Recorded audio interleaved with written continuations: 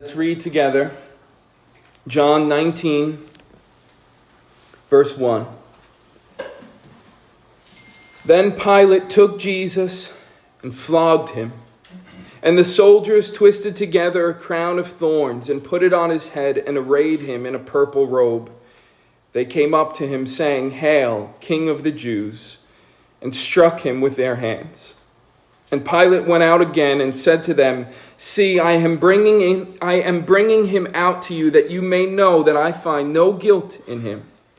So Jesus came out wearing the crown of thorns and the purple robe. And Pilate said to them, "Behold the man." And when the chief priests and the officers saw him, they cried out, "Crucify him, crucify him." And Pilate said to them, "Take him yourselves and crucify him, for I find no guilt in him." And the Jews answered him, "We have a law, and according to that law he ought to die, because he has made himself the Son of God." And when Pilate heard this statement, he was even more afraid. He entered his headquarters again and said to Jesus, "Where are you from?" But Jesus gave him no answer. So Pilate said to him, "You will not speak to me? Do you not know that I have authority to release you and authority to crucify you?" And Jesus answered him, "You would have no authority over me at all, unless it had been given you from above. Therefore, he who delivered me over to you has the greater sin." From then on, Pilate sought to release him. But the Jews cried out, "If you release this man, you are not Caesar's friend. Everyone who makes himself a king opposes Caesar." So when Pilate heard these words, he brought Jesus out and sat down on the judgment seat at a place called the Stone Pavement, and in Aramaic Gabbatha.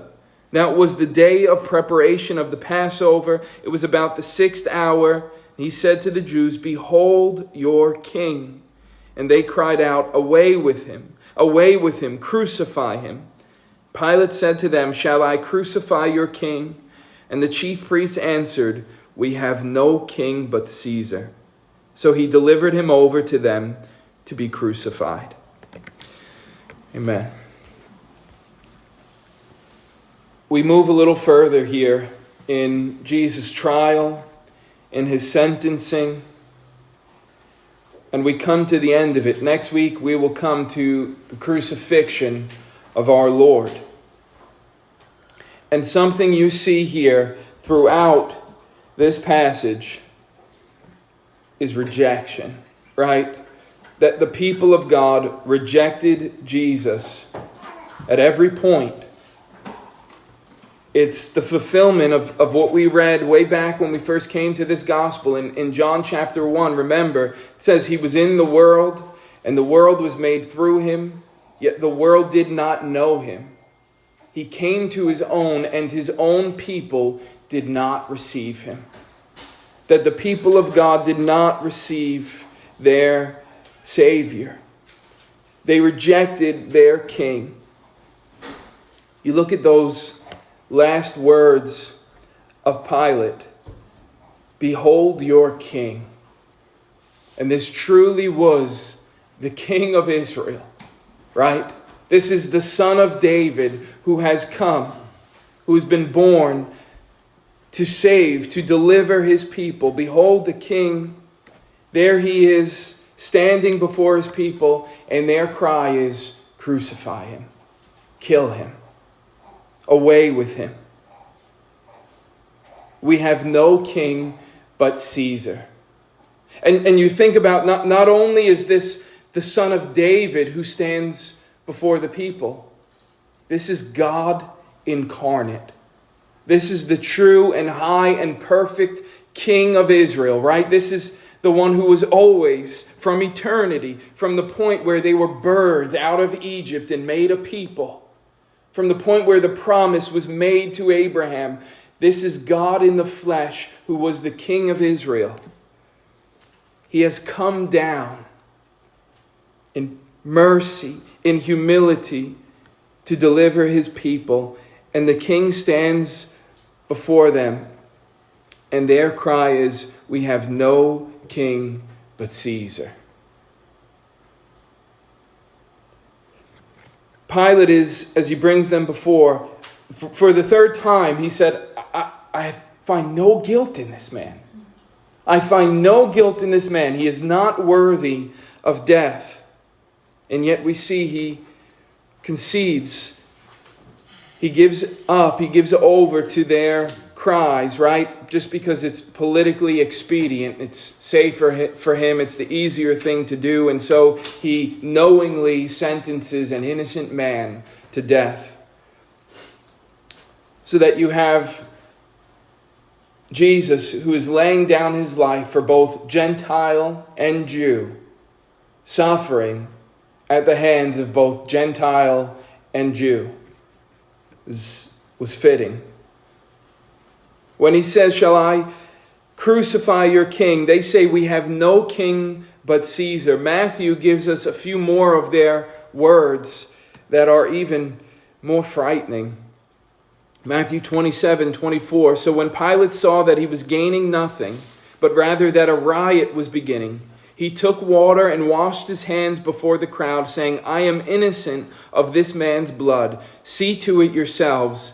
And all the people answered, 'His blood be on us and on our children.'" You think about the cry of the Jews there. "His blood be upon us and on our children. We have no king but Caesar." And they have rejected the Messiah, right? The cornerstone that the Lord has laid in place, that God had said, this is my anointed one, right? They have rejected. They have stumbled over that cornerstone. And out of that comes great sorrow, right? They pronounce essentially a curse upon themselves. And you look at the history of Israel from that point on, and they suffered. There was pain that came upon them. And some 40 years or so after this point, Jerusalem will be destroyed. They give themselves, again, because to them in that moment it seemed like the politically expedient thing to do, right? Remember what was said by the high priest. It's better that one man should die than that the whole nation should be destroyed by Rome. And so they, in that moment, are willing to say, because it seems easier for them, it seems like they'll get them what they want. We have no king but Caesar. And yet again, 40 years later, Caesar will come and destroy them. Will take away their capital city, will take away the temple, will take away their form of worship. All Old Testament worship is put to an end to this day. And so you see the pain that has come upon Israel even from this moment. And it's real, right? And as they brought that pain upon themselves, as they rejected the Lord, God went to the Gentiles. Think about this. This is Romans 11, verses 25 to 28. Paul speaking, he says, and he's speaking to Gentiles, right, who have believed. He says, "Lest you be wise in your own sight, I do not want you to be unaware of this mystery, brothers. A partial hardening has come upon Israel, until the fullness of the Gentiles has come in. And in this way all Israel will be saved. As it is written, the deliverer will come from Zion. He will banish ungodliness from Jacob, and this will be my covenant with them when I take away their sins. As regards the gospel, they are enemies for your sake. But as regards election, they are beloved for the sake of their forefathers." So Paul is speaking there of the Jewish nation, and he says they've been cut off from the tree. And Gentiles have been grafted into the tree of God, right? And Israel has been removed because they've rejected the Lord. But it is not forever. There is a partial hardening that has come upon them, but there is a place for Israel at the end. There is a place for this nation at the end of time where they will be brought back in. That God will cleanse Israel. And so we know there is still something that God is going to do with this physical nation. But that being said, right, listen to this also from Thessalonians and consider what their state has been for some 2,000 years.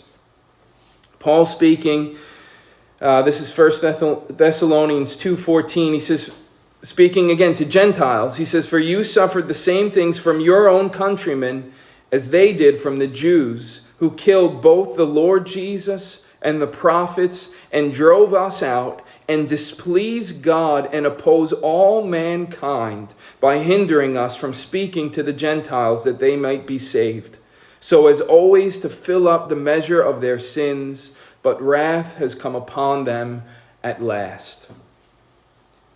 And you see, for their rejection of the Lord, right, because of the way they cried out even in this moment, because the way they did not know the day of their visitation. Israel has been subjected to a hardening. They've been subjected to wrath, to punishment. But again, there is this promise that there will be a day when they will look upon him whom they have pierced and they will mourn. There is a day, as Paul tells us in Romans, where they will be brought back in. And again, you think about last things, and you think about for 2,000 years they were without a nation, and then in just the last century they were brought back. They were given a city again. They were given a nation again. And so you do see there a sign, in my mind, that things are coming to an end. There is more room for the fulfillment of Paul's words in Romans. But the point of this, and again, we see it throughout this passage, with the rejection of God comes pain, comes sorrow. Right? That God holds out his mercy. The call goes out to many. God is kind. But where one rejects the Lord, pain is the only consequence, right? Sorrow is what comes with that. They cried out, "We have no king but Caesar." They forgot God, right? They forgot his promises, and they gave themselves to the world. They gave themselves to Rome with those words. And they suffered for it. Rome destroyed them. Rome was a cruel master. You see it also as Pilate takes Jesus aside again. Right? Again, he takes him into his inner room there, and he questions him because as he's trying to argue the innocence of this man, they finally come out and say, no, he must die because by our law, by the Jewish law, he has committed blasphemy. He's committed a crime that must be punished with death. He has made himself out to be the Son of God. And when Pilate hears this, he says he was even more afraid. So Pilate was already afraid. And then he hears this and he's more afraid. We're told in the other Gospels that his wife had a dream about Jesus that day. And she sends a message to Pilate and says, "Have nothing to do with this righteous man. I've been troubled in a dream by him today." Pilate is amazed, it says, at the silence of Jesus before his accusers. Here we're told he's afraid and then more afraid. Pilate is looking at this man and recognizing more than just that he's an innocent man, right? He's seeing something other about Jesus here.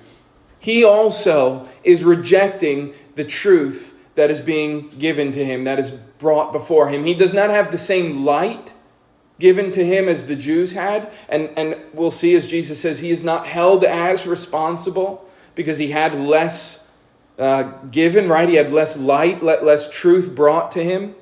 And so God holds him less responsible. And yet, here, he sees in Jesus something real. But as we saw last week, his response to Jesus, what is truth? And he walks away. Right? And so you see, even in Pilate, this rejection, but he recognizes the otherness, the holiness of Jesus. And so he takes him aside again and says, "Where are you from?" That's a theme in John's gospel, right? The idea that Jesus is from above, right? The Pharisees also often questioned him about this, and Jesus often spoke to them. "I'm from above, you're from below. And where I'm going, you cannot follow me.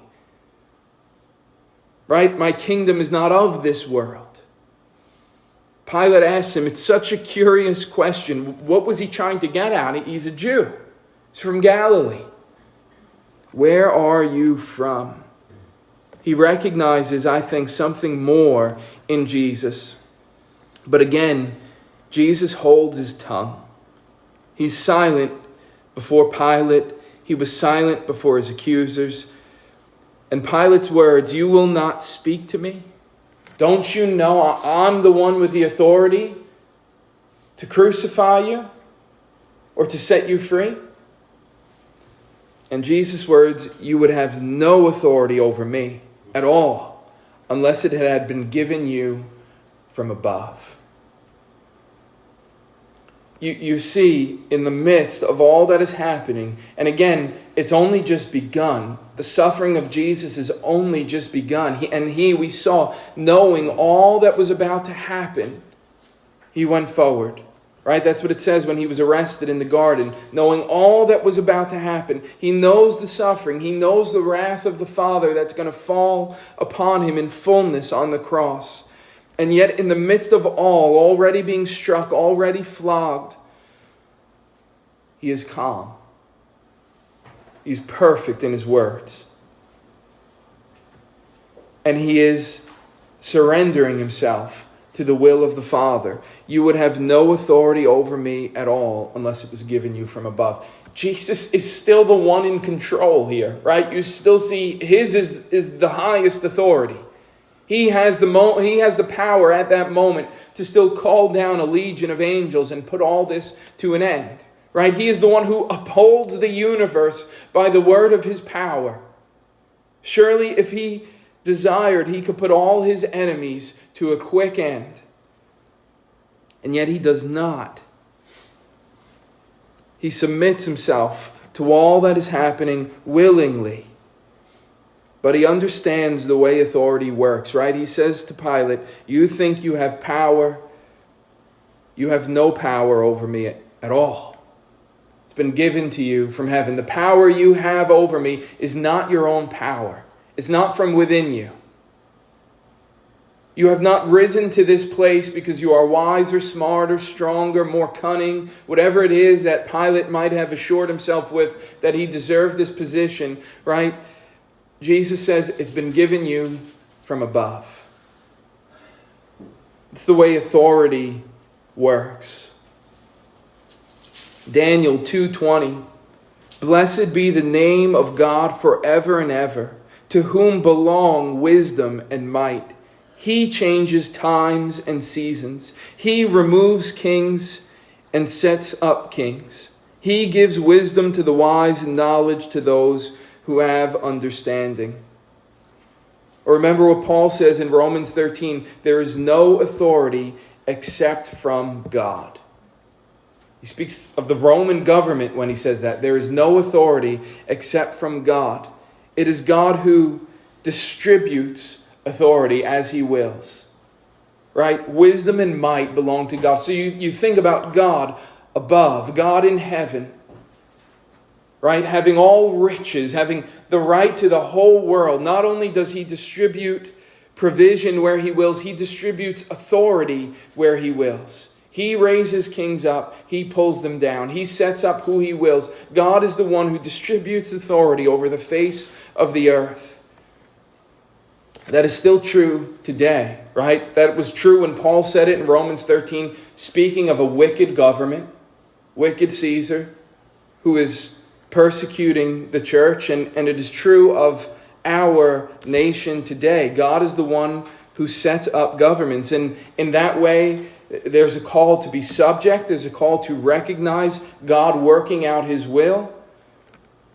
But there's also sort of a sober call to recognize that God works in many ways, right? And God works even judgment through secular nations. God works judgment through secular people, and we're told he even puts wicked men into places of power to punish a people. And yet we're to be those who understand God's will and submit to that fact, right? And recognize that God will have his way and do what he's pleased to do. we're called in the midst of it to be obedient to our true King, right? To be obedient to the Lord in every case, wherever that makes us land with the authorities. But Jesus understands that authority comes down from above. And here with Pilate, it's even in a more peculiar way, right? Jesus says, you would have no authority over me. The true King of Israel, God incarnate. You would have no authority over me unless it's been given to you. Pilate, from all eternity, was destined to be the one who would stand here on this day and condemn Jesus, right? And give him over. And again, Jesus stands silently before him because he knows all things are going as they must go. And sadly, Pilate is given over to this cowardness. He says, therefore, he who has delivered me over to you has the greater sin. He speaks of not Judas, I don't think there, but rather maybe Caiaphas, right? And these high priests and the Sanhedrin, and they have the greater sin. Right? Because this authority has been given to you. You've been put in this place for this moment, for this judgment, for this day. They also have been put in the place of their authority. Right? They are those who are placed over the people of Israel. They were those who had been given the word of God, the knowledge of the truth. They were those who were to be awaiting a Messiah, expecting the King of Israel to come. And he came and they handed him over to the Gentiles. They handed him over to their enemies, their king. And so Jesus says, they have the greater sin. And one very practical side note, but I think it must be said, in our day, this gives a clear understanding here that sin can be greater or lesser, right? The idea that not every sin is the same. Sometimes you hear this idea spoken of today in the contemporary church, and I think it's basically sort of, there's a strange thing that happens where we want to give sinners a pass. And sometimes the purest saints are crushed, and sinners are given a free pass and comforted in their sin, right? So you have this idea that's propagated today where all sin is the same. If you tell a little lie, or if you are in a same-sex relationship, that sin is sin, and you know we're all on. We're all in the same boat. There's truth behind this, right? Sin is sin. All sin makes us guilty before God. If, as James says, you've committed one sin, you've broken the law, right? You've shattered the law. But the idea that all sin is the same is alien to the Scriptures, right? That does not fit. There are greater sins and there are lesser sins. There are sins that lead to death, right? Even for those who are in the church. When you think about the Old Testament law, there were punishments that were small and there were punishments that were capital punishment for certain sins, right? So there's a point to be said there, because we need to understand that there are degrees of sin. And as we're looking at the world around us and as we're preaching the gospel to the world around us, it's important to recognize that. It's important to understand that. We don't want to sort of whitewash things, right? Because what happens if you say homosexuality is the same as, stealing a pack of gum. Now, it's not that stealing a pack of gum has become a great thing. It's that homosexuality has become a small thing. That's what happens. And that's the danger of this teaching that's propagated. So again, you see that in Jesus' words, right? They have the greater sin. It's implied there. But Israel, having the greater sin in this moment, Because, again, more light had been given to them. More truth had been bestowed to them. And so they were held more responsible. They were held to a higher standard because God had showed them more. And yet Pilate is the one recognizing this man is innocent. We finish at the top here, where Pilate brings him out after he has flogged him. Right? Pilate's sort of idea here is, let me punish this man lightly. So it says here he's flogged. John puts his flogging before the sentencing to crucifixion. John and Luke do that. Matthew and Mark, it's at the end of this. It's after he says, fine, I wash my hands. He's to be crucified. Then he's flogged and sent to the cross. What it probably is because John and Luke use one Greek word for flogging. Matthew and Mark use another word that would imply a stronger, greater, like the most extreme form of it. Jesus was probably flogged twice. He was probably flogged lightly first, where Pilate is trying to basically say, let me just punish this man, let me shame him, let me bring him out, and then once that's done, they'll give in and I can have an excuse here to let him go. So again, knowing he's innocent, yet he's still submitting Jesus to all of that, and Jesus is flogged. The soldiers twist together a crown of thorns, jamming that on his head, and they put him in this purple robe, mocking him. Hail the King of the Jews, the way they would have said, Hail Caesar, striking him. Again, this is the true King of Kings and Lord of Lords who has submitted himself to this treatment. And after all of this, Pilate brings him out and says, behold the man. And I think in those words, Pilate does not recognize, right, the gravity of them. These are words that ring out with eternal significance to us. Pilate is saying, look at the man. Have pity on this man. Behold him. Look at his state now. And let's be done with this. I find no guilt in him. But again, those words were significant. Like I keep referring back to Caiaphas' words back in John 11, where he says, you don't understand that it is better for you that one man should die for the people and not that the whole nation should perish. And John says he did not say this of his own accord, but being high priest that year, he prophesied that Jesus would die for the nation. And not for the nation only, but also to gather into one the children of God scattered abroad. So from that day they made plans to put him to death. So Caiaphas says that, meaning he should die so that Rome leaves us alone. And yet John tells us he didn't say it of his own accord. It was prophetic. There was meaning that Caiaphas didn't understand in his own words.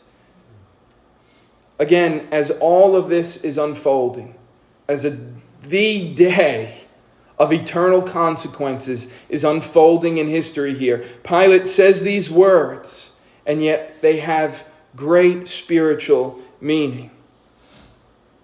Because as he says, behold the man, truly the man of all men stands before them. Right? He is the promised man. He is the promised seed of Eve who would come forth. Right? He is the long-awaited man who would deliver his people from destruction, from the enemy. He is, as Jonathan read to us in Romans 5 to start, he is the second Adam. He is the new man, the last man. What Adam failed to be, what all of us have failed to be, Jesus was. He was the man who stood before God clean, holy, and pure. He was the man accepted by God, sent by God. And he stands before his people in ruins, right? In humiliation, in suffering. And you see Jesus, the quintessential man, right? And there he is with a crown of thorns. There he is with that purple royal colored robe, but standing being mocked and shamed. And as he stands there for mankind, it's a picture of us in a way, right? Of man who was created the head of God's creation, placed in dominion over the whole creation, placed in dominion over the whole world. It's what Adam was meant to be. It's what mankind was meant to be, and yet fallen.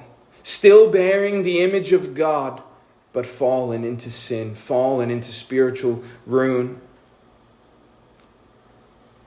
And consider, right, as we now begin to turn our minds to the Lord's Supper, consider this, that Jesus, the man, subjects himself to the humiliation, to the shame for us, right? As he comes in the fullness of time, born of a woman, the Son of Man, born of a woman, born under the law, to redeem those who are under the law.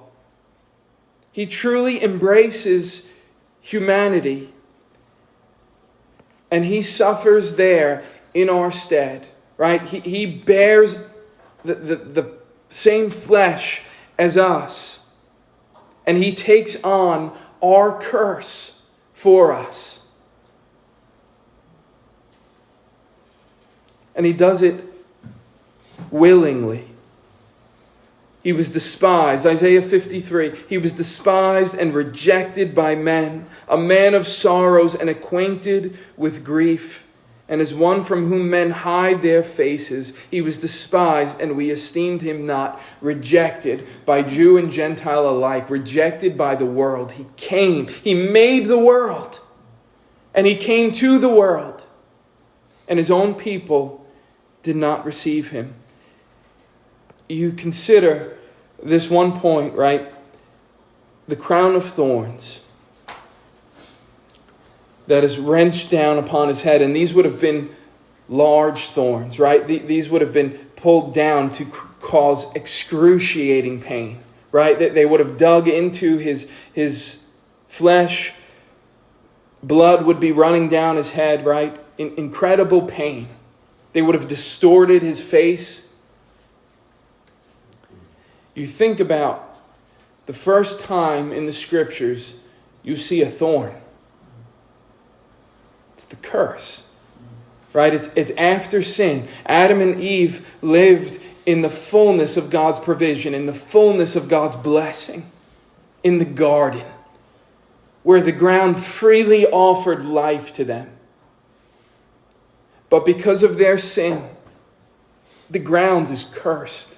And no more will it freely give forth its fruit, but now thorns and thistles will it give to you. Only by the sweat of your brow will you have bread from the earth. Because the ground is cursed, it will grow thorns. And you consider that Jesus took this sign of the curse and he was crowned with it. He wore the curse upon his head as a crown. The curse for sin, the curse for your sin. Jesus took upon himself. Is that not a picture that he who knew no sin became sin, that we might become the righteousness of God? That he became a curse for us, Paul said, as he hung upon the tree. For our sake, he took the curse upon himself. He wore it as a crown, that we might have life. Again, that you might be set free from the curse. And while others mocked him and shamed him, right? While others did not receive him, the word says, but to all who did receive him, who believed on his name, he gave the right to become children of God. born of the Spirit, born of His will. We look at this picture, and while the world mocks it, we see the mightiest, most glorious King, the King of Kings, who is bringing into God's fold all of His people. All those who are scattered abroad, God is gathering together in the death of Jesus. And He stands there for our sake. He stands there in love for you to take away your sin, your only hope of redemption. Again, as we heard today from Romans, in Adam all die. In Adam everyone is subject to death, the curse. All deserve hell. But Jesus steps forward as a substitution, right? To bear our wrath, the wrath that we deserved in our place. Jesus steps forward that we might have life. And again, with willingness, for the joy set before Him, because He loved us. Even while we were yet sinners, Christ died for us. And He welcomes us this morning to His table, right? He died that we might be brought into His presence, that we might be named His children, that we might be united to Him. And this morning, as we celebrate the Lord's Supper, again, we come to His table where His provision, His life-giving sustenance to us is Himself. It's His own blood and it's His own flesh that He offers that we might be passed over, that we might be delivered and accepted by the Lord. So, let's enter into a moment of prayer, of self-introspection, right? The Scriptures call us to search ourselves. The Scriptures call us to partake of the body and the blood carefully, mindfully. It is for the saints and the saints alone. It is a great blessing. But let's come recognizing the gift that God has given us.